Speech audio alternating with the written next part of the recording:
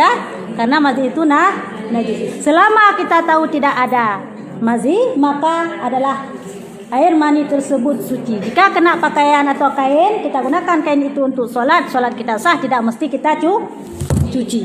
Cuma lebih baik kalau ada kain lain, gunakan kain lain. Bukan bermakna tidak sah sholat, ya, cuma untuk menghormati.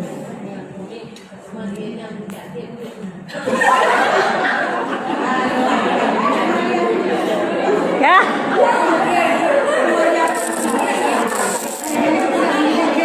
Buka, hai, buka.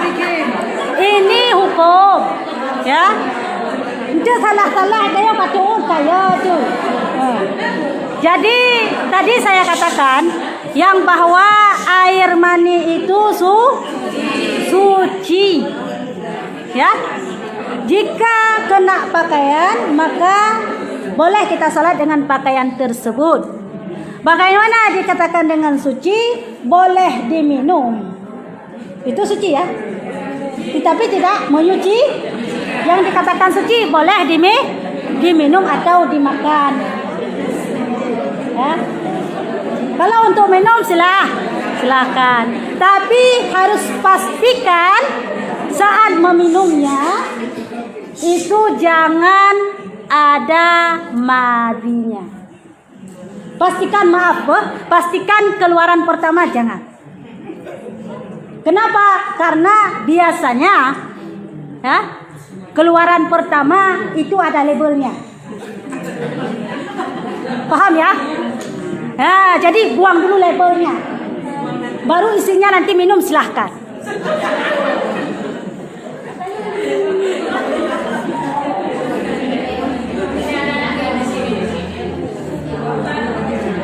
Tapi itu kurang baik, ya. Walaupun itu suci namun menjijikkan. Sama halnya dengan ingus. Ingus itu hukumnya apa? Suci, mau minum silakan. Anak jamon kah? Dulu di kampung anak-anak nyanang kasih belah. Ni boleh. Silakan. Suci. Ya. Kiban? Masalah orang yang menyuci di dalam mesin cuci sudah kita bahas pertemuan kemarin, ya. Mungkin ibu tidak hadir, kita ulang sedikit. Caranya adalah datangkan air ke dalam mesin cuci, ya. Jangan ada air di dalam, misalnya mesin cuci kita nggak sampai 8 kilo misalnya. 8 kilo itu kan airnya nggak sampai 2 kulah dia, ya. Sebesar inilah, ya, tung, ya. Nah itu jangan masukkan air dulu baru masukkan kain. Tapi masukkan kain dulu baru masukkan air. Lepas itu kasih putar, buang. Itu sudah suci. Gampang, ya. Tapi kalau misalnya ambil kain masukkan ke dalam mesin cuci yang sudah ada air, itu tidak suci. Nah, itu dia, ya. Tapi lebih bagusnya lagi, buang dulu najis kalau ada. Tapi ingat ya, yang saya katakan tadi, kalau ada najisnya, najis hukmiyah. Coba dulu sebentar. Kalau najisnya najis hukmi, tapi kalau najis inniyah tetap itu buang dulu ainnya. Baru boleh kita lakukan seperti yang saya bilang tadi. Jangan nanti ada najis ini, ya, misalnya ada kotoran anak-anak, kita masukkan terus dengan dalam mesin cuci, udah dicampur di situ, alah, ya, udah bercampur baju kita, jilbab kita kena itu, ini nggak boleh, ini harus kita buang, ini catatannya, enggak, yang dikatakan dengan nyaurun tuha jamun bukan syara, ya, nggak ikron ya, nah itu sama dengan kita masukkan air, kita putar, dibuang air sendiri, kita buang. Sudah, ya, itu sudah suci. Ya, tapi ingat, ya, catatan najisnya kita buang dulu. Sebelum masukkan mesin cuci, buang dulu, baru masukkan mesin cuci. Ya, bersihkan dulu ainnya, baru masukkan mesin cuci. Ya. Enggak usah diniatin. Kecuali dalam hal istinja. dalam hal istinja sunat kita nih niat. Ya, sunat bukan wajib. Nah, mandi wajib yang wajib niat. Bukan harus, wajib niat. Ya, tapi kalau dalam hal istinja itu sunat niat.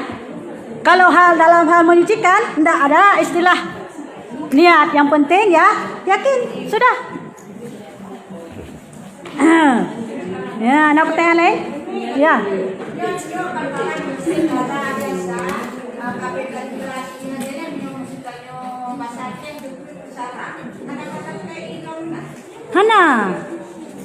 Hana, kasucinya. Asal airnya yang saya bilang tadi, asal airnya misalnya dah jadi hukmiyah, asal airnya sudah tuang ke dalam dan sudah mengalir, seperti contoh tadi mesin cuci, sudah kita tuang air, sudah kita buang, sudah mengalir, maka itu sudah suci. Maka je yang nak tajabut hana he tu. Yang nak tajabut cukup he tu. Abe i sama kula. Ya.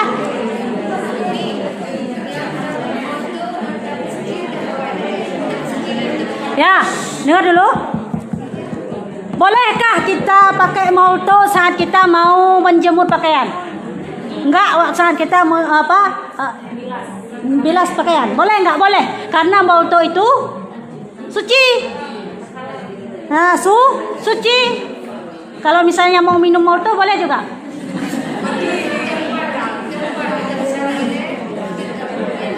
Barangkali je. Nenek cara iler kodron. Kahana lebih.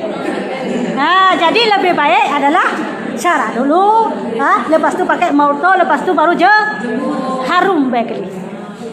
Ya. Apa? Ya, ikan. Ya, ikan yang najis adalah darahnya sama kotorannya. Ikan besar, ikan kecil, khilaf ulama, tidak najis kotorannya. Ya, kalau ikan besar maka kotorannya dan darahnya. Nah, saat kita bersihkan itu kita tuang air atas ikan itu sampai mengalir darahnya bersih. Ya, itulah yang dikatakan dengan cara. Ya. Kalau ikan kecil, ya, gebilis ataupun semacamnya, itu kotorannya tidak najis. Boleh kita makan kotoran-kotorannya sekalian. Sebesar mana dikatakan ikan besar dan ikan kecil? Bagaimana cara kita membedakannya? Ya, yang dikatakan dengan ikan kecil adalah di bawah 2 anak jari.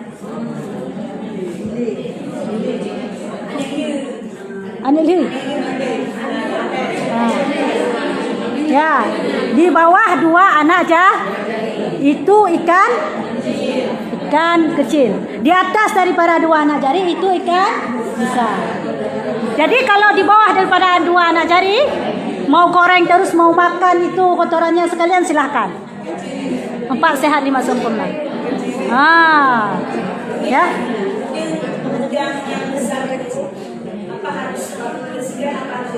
Enggak, udang paling besar. Udang mana? Udang segini. Ini lobster namanya ya.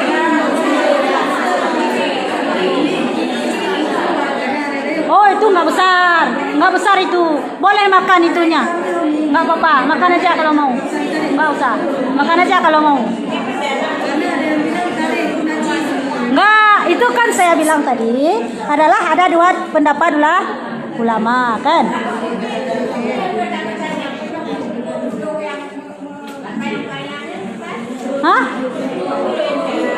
Dengar dulu, yang saya bilang najis adalah pada ikan darah sama kotor.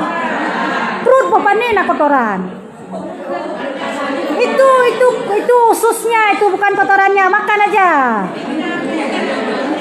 Sayang kita buang, itu dijual juga ya. Kotorannya dijual juga sebenarnya.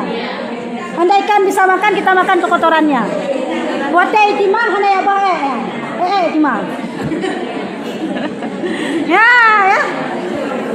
Ya, hai, ususnya boleh makan, yang jangan kotoran.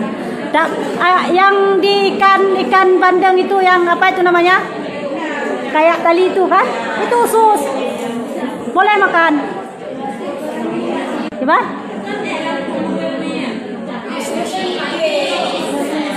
Ya, usus boleh dimakan. Jadi kalau misalnya ada kotoran, ya, misalnya ada kotoran, tinggal tarik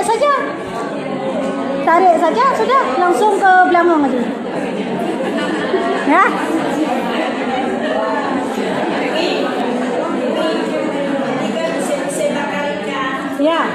Ya. Nggak dikasih darahnya, kita bilang bersih darahnya itu najis. Nggak apa-apa nanti saat dibakar kan dia udah nggak ada lagi. Bisa ini najis. Ya, orang jarang. Ibadah logika. Memang iya begitu? Bukan logika, hukum begitu? Memang enggak. Kalau misalnya ikan besar, kita mau bakar ikan misalnya di bagaimana? Untuk apa bersihkan? Capek-capek aja. Bakar terus muboh-boh. Enggak apa-apa. Kan ada darahnya di dalam, kan nggak dipotong. Yang wajib kita bersihkan saat kita potong mengalir dah. Kalau kita nggak potong langsung kita bakar. Berarti yang kemak-kemak di dalamnya. Baik di baju. Makan aja, yang jangan makan kotoran. Saat jangan makan darahnya, jangan makan kotorannya. Ikannya makan terus. Nggak apa-apa. Hah? Ya, kambing ada juga, kambing guling. Ya, kambing guling nggak apa-apa. Selama tidak dipotong mengalir darah, boleh makan. Dia diarap deh, hotel lonjak di orang. Pajan jak orang lumpo. Ya, nyan jamun hotel lonjak orang belah lumpo. Nyan hana ya koh lagi kita yo peting-peting. Langsung membawa laju, menyapa sabo laju. Ya, terus dipanggang, langsung kita makan, langsung di. Wanya menan. Hai babak Facebook kena ada. Beda pakai lumpur, handphone dia waron itu. Buka aja Facebook. Ya, ada masalah kan? Silakan. Yang wajib kita bersihkan jika sudah mengalir darahnya, sudah kita potong, sudah mengalir darah, itu yang wajib kita bersihkan. Adakala darah di dalamnya yang kita tidak potong, kita langsung bakar, boleh makan. Tidak masalah. Nah, mengatat, nah? Hah? Kenapa ya? Maksud nekoh daku apa itu namanya? Kambing misalnya. Setelah kita sembelih, kan darahnya keluar di leher. Udah cuci aja lehernya, nggak keluar lagi. Lepas itu langsung guling. Nggak masalah lagi. Nanti makan terus. Yang jangan makan kotoran. Hana pupu. Gaji he tu ni hana tajabut. Ku he tu. Ya daya bakar ikan, tak payah hele jurusan pusing. Ayah. Ya. Kan di belakangnya ada yang kayak Ayah. Ya.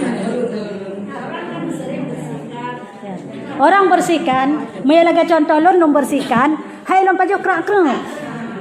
Ya, kan hanjut baju. Kalau mau makan silahkan. Ya, tapi kalau misalnya tidak mau silakan buang, kalau mau silakan makan, yang masalah itu. Ya, cumi lagi. Ada kita lihat sekarang beredar di Facebook, ya, bahwa tinta cumi itu Nah, baca.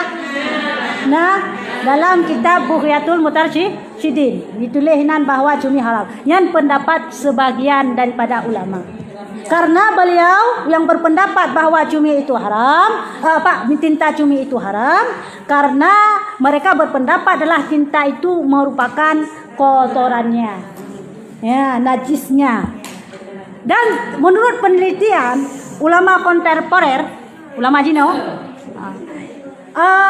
telah meneliti yang bahwa yang ada dalam tinta cumi itu bukanlah kotoran, tapi air liurnya untuk melindungi diri daripada musuhnya.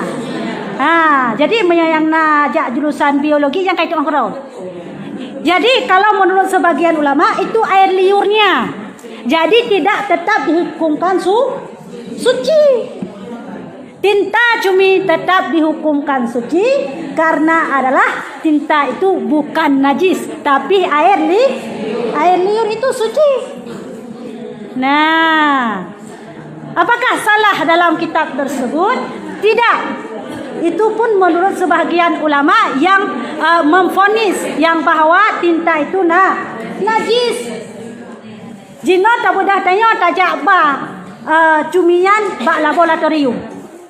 Watek kata selidiki ternyata membuktikan itu adalah bukan najis kotorannya, memang suci. Mia jamun ulama getebak-tebak. Kayaknya ini iya karena beradanya di dalam perut, lepas tu warnanya hitam. Ini kayaknya iya ini kotorannya, berarti najis. Stop, langsung dikarang. Tidak salah. Itu menurut pendapat sebagian ulama. Orang hawa nenu pajo, kuah cumi hitam, silakan. Ada pendapat ulama yang membolehkan halal karena itu dihukum bukan kotoran tapi ia adalah air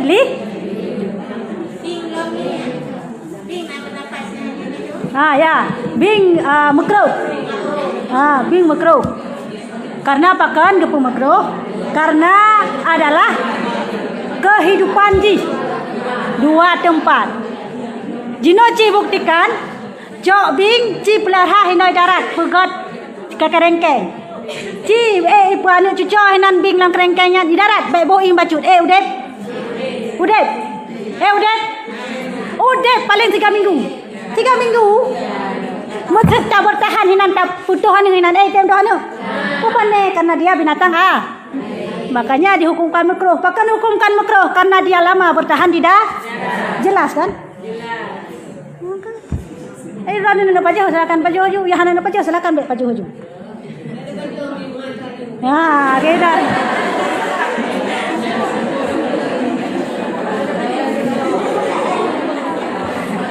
Hai tak pajau mau hai tak yung gatai tu ya nyo.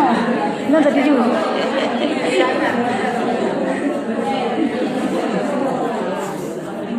Ya.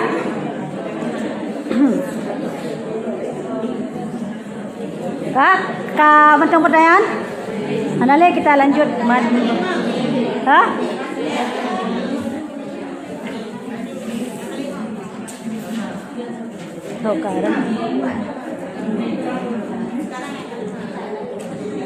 Adapun gini adapun kan? Adapun najis yang kecil itu hendaklah disucikan dengan air yang suci, lagi menyucikan. Ya. Jadi najis yang kecil ataupun najis selain daripada najis berat dan najis ringan, nyo mesti tersucikan dengan air yang suci, lagi menyucikan.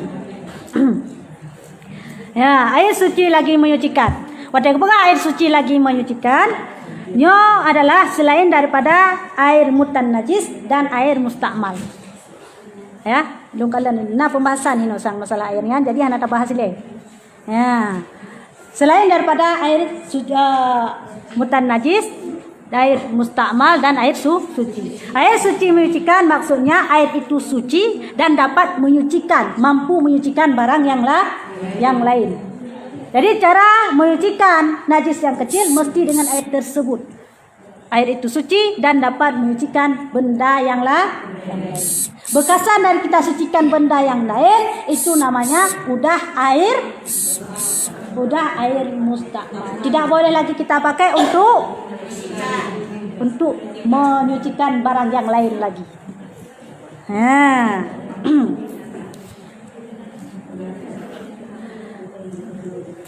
Nyan kalian hana? Tetapi hendaklah dengan 3 nya kenal? Ya.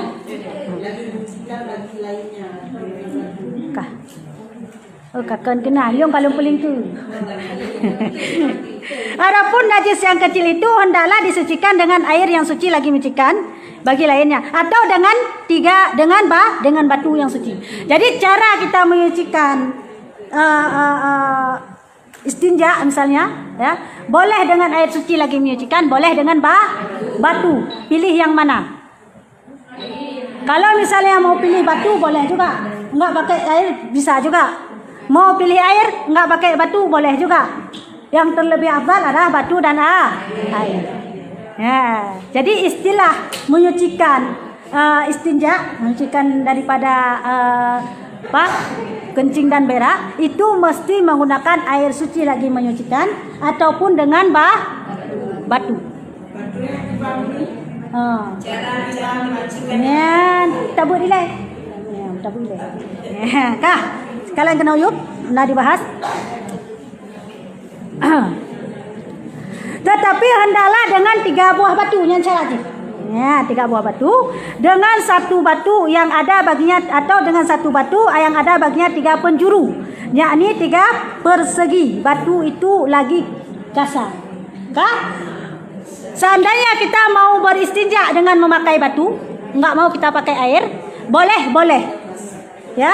Tapi dengan syarat batu yang kita pakai tersebut harus 3 buah, 3 biji. Ataupun 1 biji boleh dengan 3 segi, 3 persegi.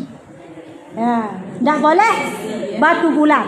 Batu bulat enggak ada persegi, langsung kita istinja dengan itu sampai 3 kali, enggak boleh. Kalau bukan menggunakan 3 buah batu, maka kita gunakan adalah batu yang persegi 3 sekurang-kurangnya. Ini sekurang-kurangnya. Kalau lebih baik. Dan sunat mengganjilkan batu. Ya, misalnya kita mau beristinja dengan pakai batu. Ya, pakai batu. Batu yang kita pakai minimalnya kan 3. Pas kita pakai sampai ke-3 masih ada sisa kotorannya misalnya. Itu kita sunat mengambil, kita wajib